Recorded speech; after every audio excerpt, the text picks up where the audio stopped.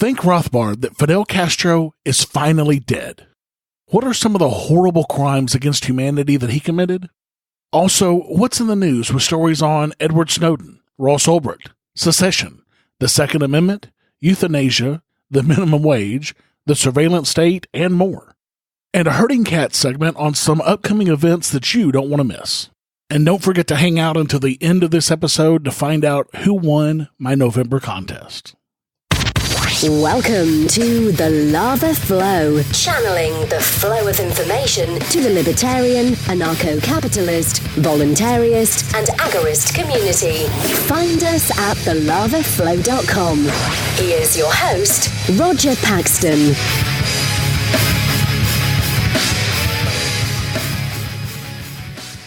Thank you for joining me this week. Coming to you from the state that was the home of the first women's strike in 1828, when 400 female workers walked out of the Dover cotton factory. This is the show that will bring you the people, places, and events that everyone in the Liberty Revolution needs to know. You can catch me on Twitter at the Lava Flow Pod. This is episode 51, the Ding Dong Castro's Dead edition, and it's Tuesday, December 6th, 2016, when at least 1,070 people have been killed by police already this year. What's wrestling my jimmies this week? You're about to find out. Let's do it to it.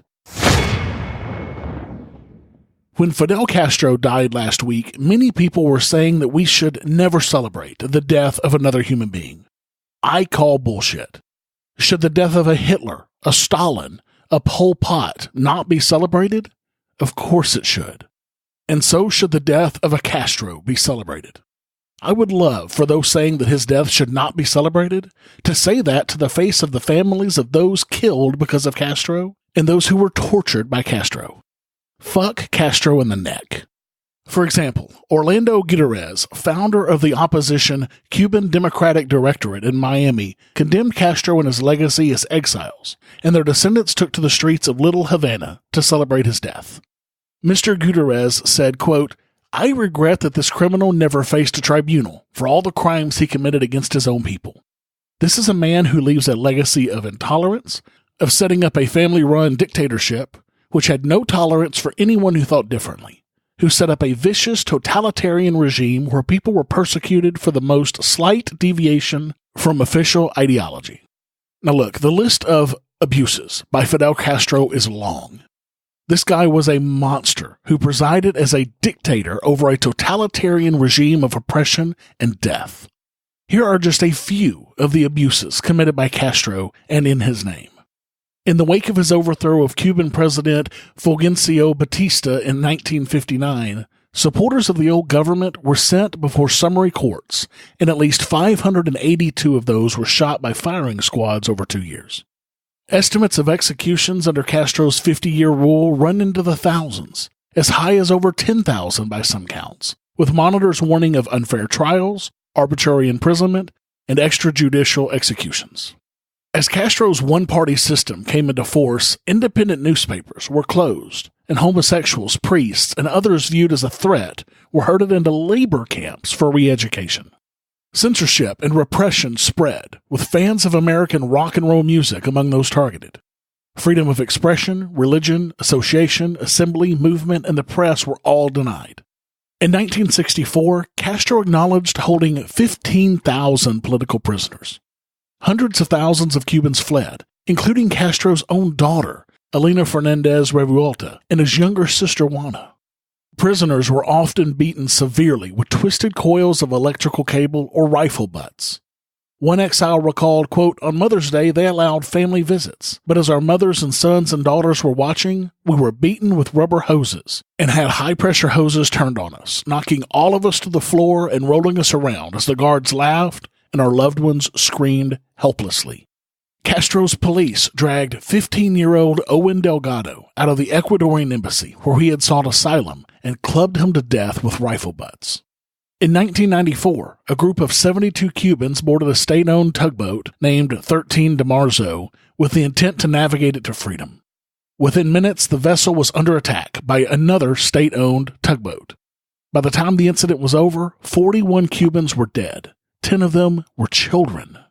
In February of 1996, Cuban Air Force MiG jets shot down 2 unarmed propeller aircraft on the orders of Castro, killing all 4 civilians aboard. To avoid overcrowding in Havana, Castro implemented what they called Decree 217, restricting rural immigration and deporting Cuban citizens who go to Havana to find some of the very few jobs in the country back to their rural provinces. According to Human Rights Watch, tens of thousands were deported out of Havana. Fidel Castro helped train and fund practically every terror group on earth, from the Weathermen to Puerto Rico's Macheteros, from Argentina's Montoneros to Cuba's FARC, from the Black Panthers to the IRA, and from the PLO to Al-Fatah. Human Rights Watch cited secret police, surveillance, short-term detentions, house arrests, travel restrictions, criminal prosecutions, and politically motivated sackings as methods of, quote, enforcing political conformity, as well as restrictions embedded in legal and constitutional structures. An estimated 70,000 Cubans died trying to leave the despotic, horrible conditions in Cuba. Many of those died from drowning in their makeshift rafts, while many others were gunned down by Cuban forces while trying to flee. Almost 2 million Cubans made it out alive. Over 20 times as many people, and still counting, have died trying to escape Castro's Cuba as died trying to escape East Germany. Yet prior to Castro, Cuba received more immigrants per capita than almost any nation on Earth, more than the U.S. did, including the Ellis Islands years, in fact. But of course, as is to be expected, when an evil, murdering dictator dies, the American left came out with tons of praise for this dead asshole. U.S. Congresswoman Barbara Lee said, quote, "We need to stop and pause and mourn his loss. He led a revolution that led to social improvements for his people." Former Democratic President Jimmy Carter issued a statement in which he said that he and his wife, quote, "share our sympathies with the Castro family and the Cuban people on the death of Fidel Castro. We remember fondly our visits with him in Cuba and his love of his country," Carter gushed. Quote, "We wish the Cuban citizens peace and prosperity in the years ahead." Secretary of State John Kerry also extended his condolences to the Cuban people insofar as they, quote, "mourn the passing of Fidel Castro." MSNBC's Andrea Mitchell praised the despot because, quote, "he gave his people better health care and education," and said that he would, quote, "be revered for education and social services and medical care to all of his people." The Reverend Jesse Jackass Jackson tweeted, quote, "In many ways, after 1959, the oppressed the world over joined Castro's cause of fighting for freedom and liberation. He changed the world. R.I.P." And I could go on for days with praises from the left for this monster. But there was no such praise among hundreds of Cuban exiles and their descendants who poured into the streets of Little Havana and Miami to celebrate Castro's death.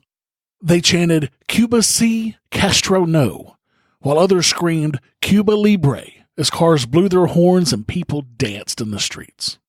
Quote, "We're all celebrating. This is like a carnival," said 72-year-old Jay Fernandez, who fled to the U.S. aged 18 in 1961. He held a sign reading, quote, "Satan, Fidel is now yours. Give him what he deserves. Don't let him rest in peace." You know, it's times like this that I wish I could believe in a hell, because there needs to be a place for people like this to go.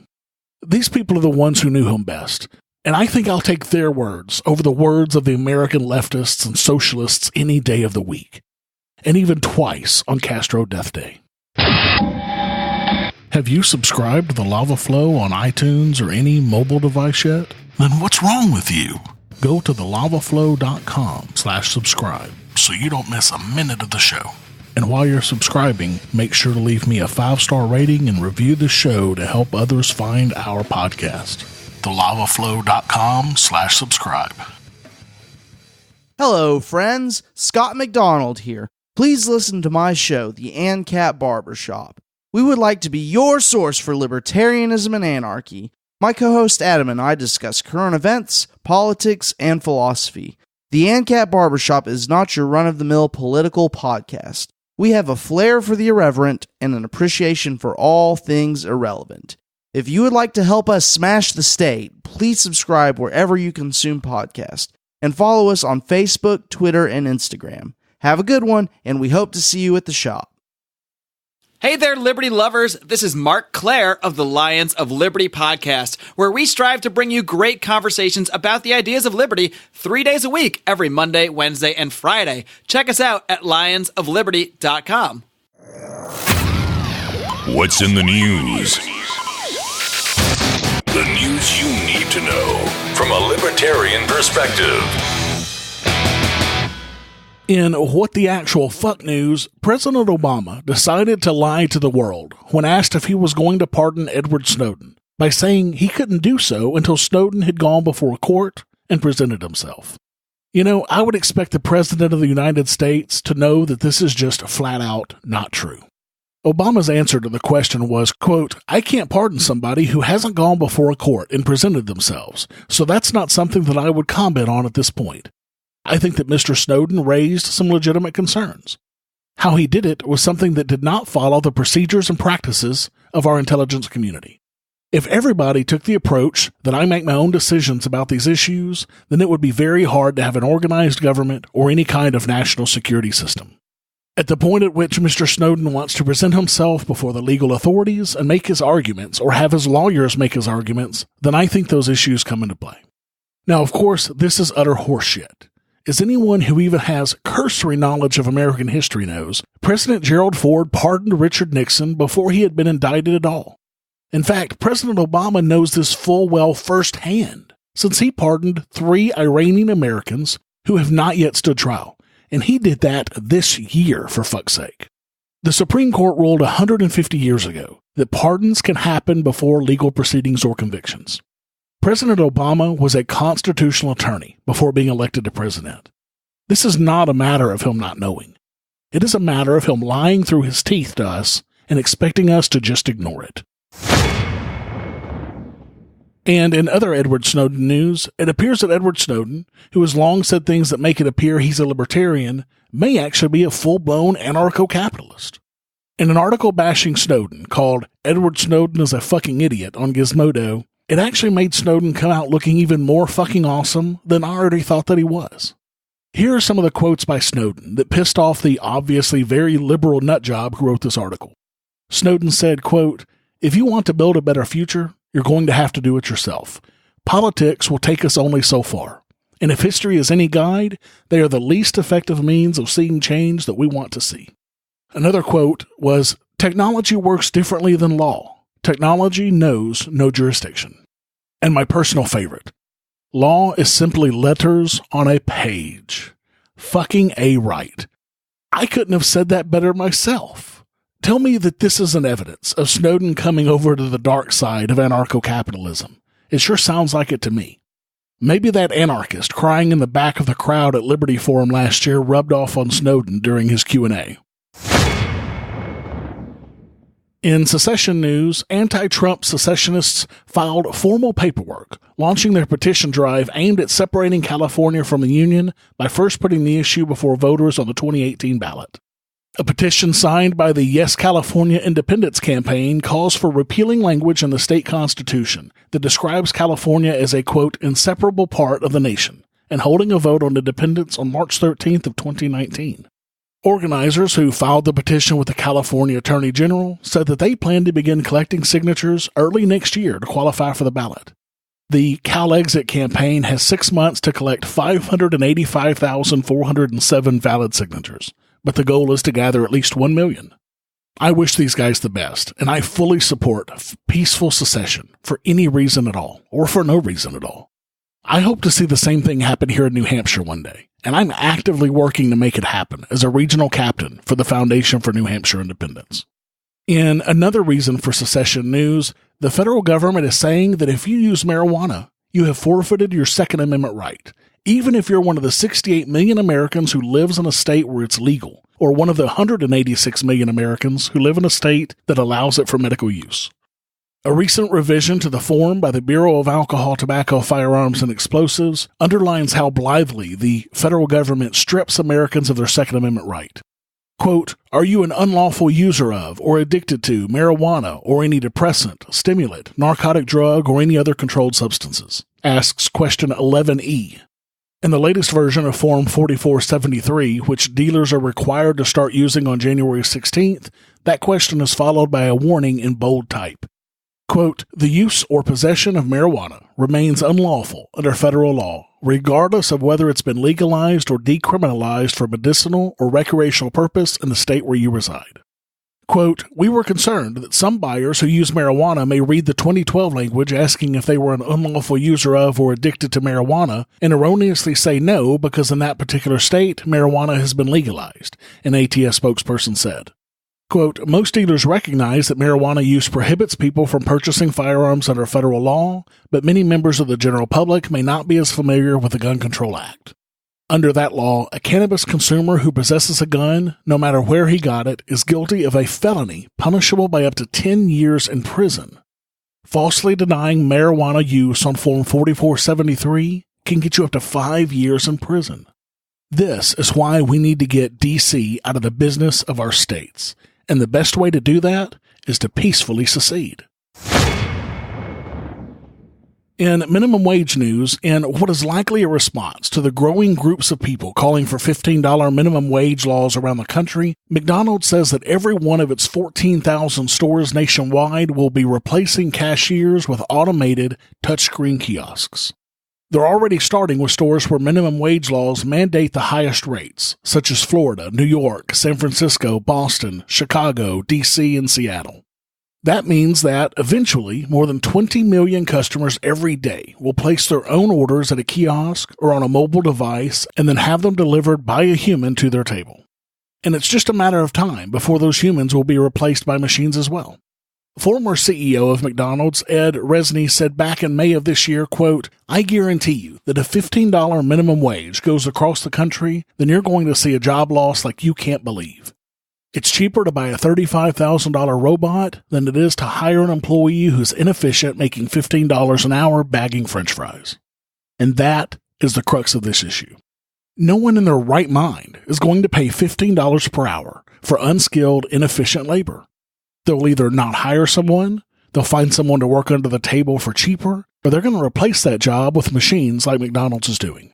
Robots don't get sick. They don't have attitudes or get pregnant. They don't go on strike. They always show up for work on time, and even as software improves, they'll provide a friendly, interactive interface with the store. A worker being paid $15 an hour costs his employer $38,500 a year, including unemployment insurance and the employer's part of Social Security. If Resnick is right, and the average robot in a McDonald's costs $35,000, in less than a year, that store has paid for it in reduced wages and eliminates that $15 an hour cost forever after. If there are 30 employees in a McDonald's, and if just 10 of them are replaced by a robot, customers will enjoy another benefit as well: lower prices on their Happy Meals. In There's Always a Way Out news, a man in the Netherlands has been allowed to die because he could no longer carry on living as an alcoholic. Mark Langadich chose the day of his death and was telling jokes, drinking beer, and eating ham sandwiches with his family hours before he passed away. He was killed by lethal injection at his parents' home on 14 July, according to an account of the ordeal written by his brother and published in the magazine Linda. He was able to do this thanks to a euthanasia law passed in the Netherlands 16 years ago, which is available to people in, quote, unbearable suffering with no prospect of improvement. Before choosing to be euthanized, Mark spent 8 years addicted to alcohol and 21 stints in rehab over those years with no relief in sight. He applied for euthanasia and was approved by a doctor from the Support and Consultation on Euthanasia. More than 5,500 people ended their life using Holland's euthanasia laws last year. One of those who died was a sex abuse victim who suffered severe anorexia, chronic depression, and hallucinations. Now, while I would never make the decision for myself to die for alcoholism, depression, or hallucinations, it's none of my goddamn business and not my right to tell others how, when, or why they should die. Politicians in the UK, and likely in the US as well, are already using this as a case for why euthanasia should never be allowed in the UK. Because, the state owns you, and they should be able to decide how, when, and why you die. In surveillance state news, the UK is about to become one of the world's foremost surveillance states, allowing its police and intelligence agencies to spy on its own people to a degree that has been unprecedented for a democracy. The UN's privacy chief has called the situation, quote, worse than scary. Edward Snowden says it's simply, quote, the most extreme surveillance in the history of Western democracy. The legislation in question is called the Investigatory Powers Bill. It's been cleared by politicians and granted royal assent on November 29th, officially becoming law. The bill legalizes the UK's global surveillance program, which scoops up communications data from around the world. But it will also introduce new domestic powers, including a government database that stores the web history of every citizen in their country. UK spies will be empowered to hack individuals, internet infrastructure, and even whole towns if the government deems it necessary. This is scary as shit, and if history is any indicator, this will spread to other countries as well. After all, if the British can do this, why can't Germany, or Spain, or the US? There's a really long article on The Verge going into the deep detail on this new law. It's well worth the read. You can go get it to the show notes to this episode at thelavaflow.com/51. And guess what? This kind of shit's already happening in the US.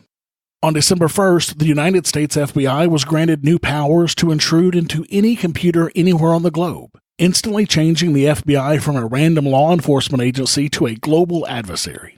The changes will allow judges to issue warrants in cases when a suspect uses anonymizing technology to conceal the location of his or her computer, or for an investigation into a network of hacked or infected computers, such as a botnet.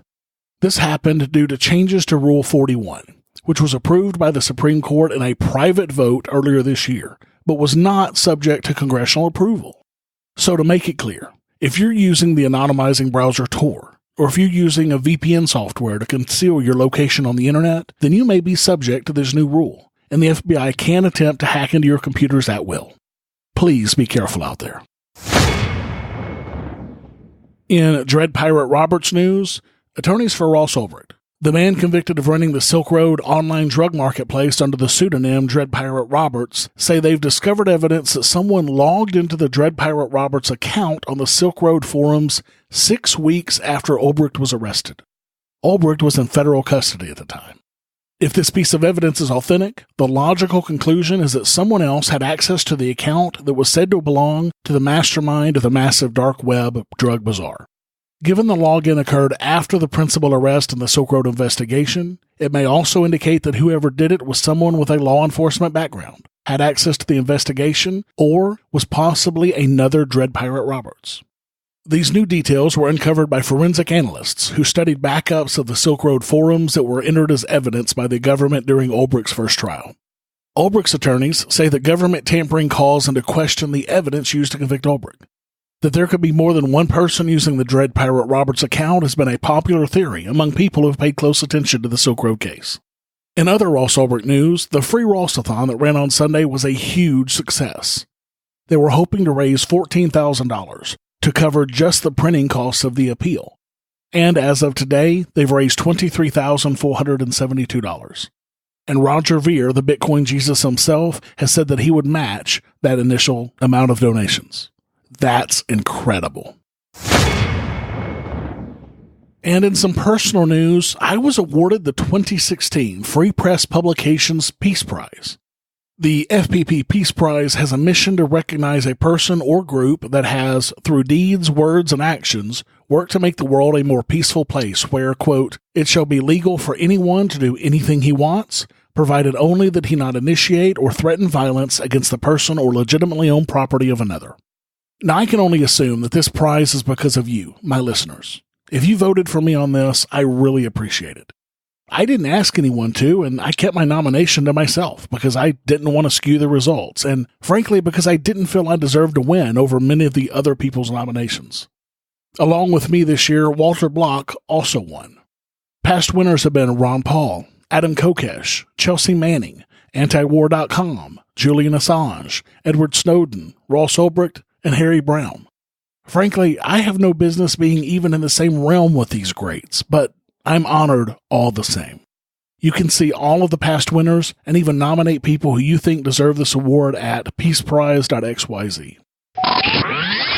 Exercise your free market muscles by going to thelavaflow.com/support and giving a per episode donation of as little as $1 an episode, or use Bitcoin.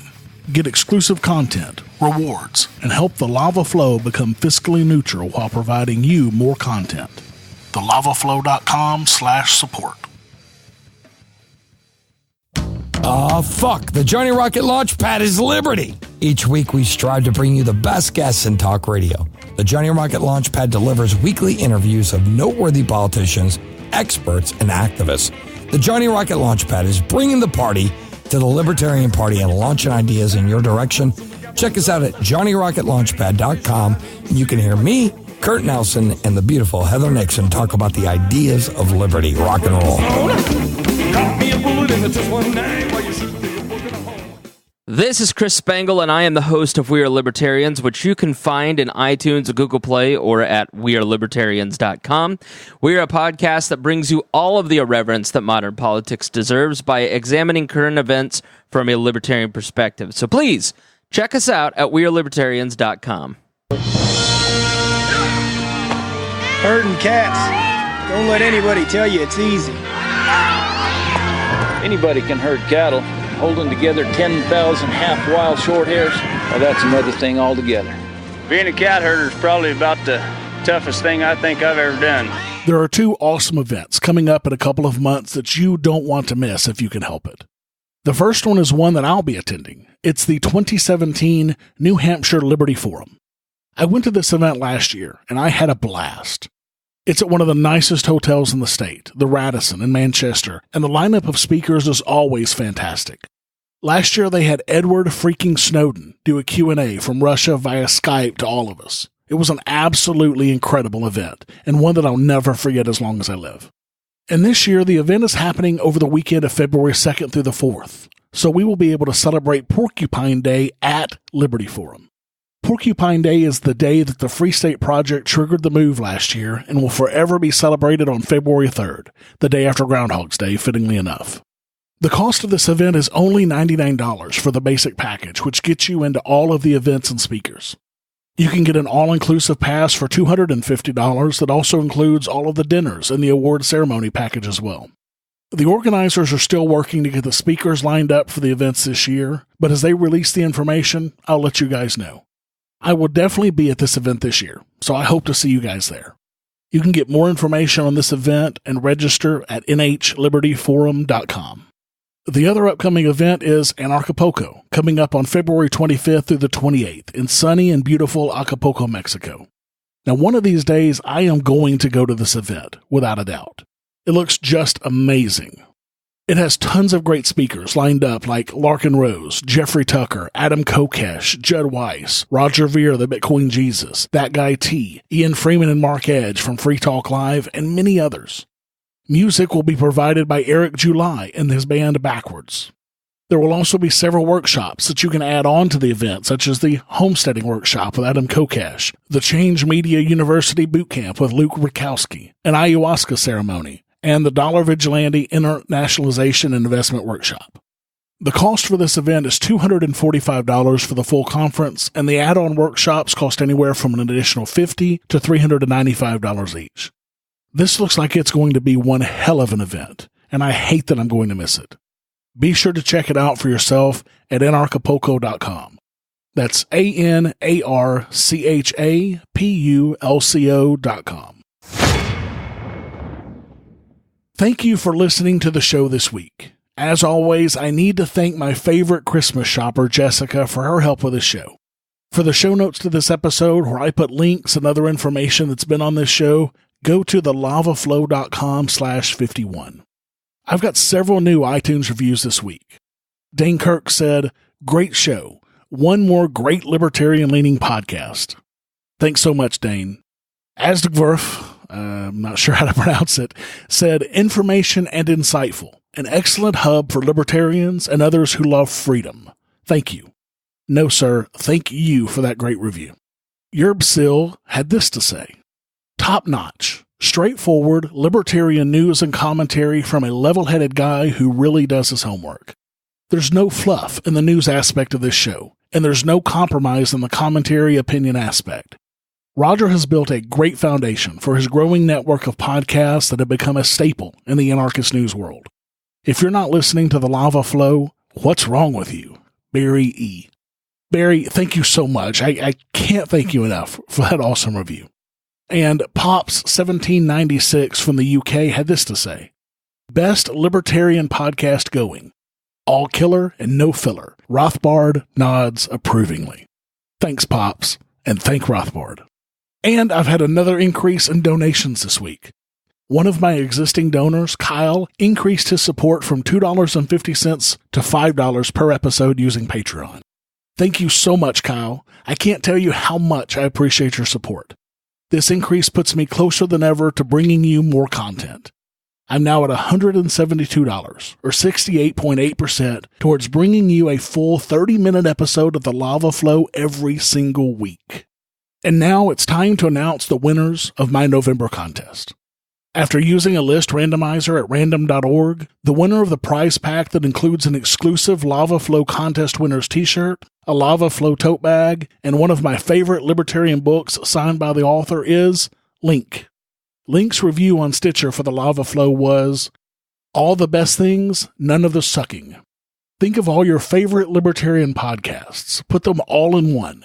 Now subtract all of the things about them that suck, like that they're too long, or that your friends think they're stupid because they haven't spent 4 years learning all of the inside jokes, so they just don't get into them, so they stay statists, so you don't want to be friends anymore. Now you have an idea what the Lava Flow is like. All the best things and none of the sucking. What more do you want? Plus, I'd listen to Roger read the phone book. That man has a voice that should be recorded for all posterity. I love this review, guys. Thank you so much, Link. There were a ton of awesome reviews left for me at the lavaflow.com/Stitcher over the last month. Even Bill Weld himself left me a review. Go check it out. And thank you to each and every one of you who left me a review for this contest. I have the best fans. I know fans. I have the best fans. I have the best. But there's no better fans than mine. Now, I probably won't run another contest until March, but make sure to keep your ears on for that one. And finally, if you want more of the Lava Flow, exercise your free market muscles by going to thelavaflow.com/support and giving a per episode donation of as little as $1 an episode using Federal Reserve notes through Patreon or Bitcoin through Coinbase. I want to be able to bring you more content very soon, so make sure to add your donation today to help make that happen. Until next time, keep striking the root. Thank you for listening to The Lava Flow at thelavaflow.com. Don't miss an episode. Subscribe now at thelavaflow.com/subscribe. This has been a Pax Libertas Productions podcast.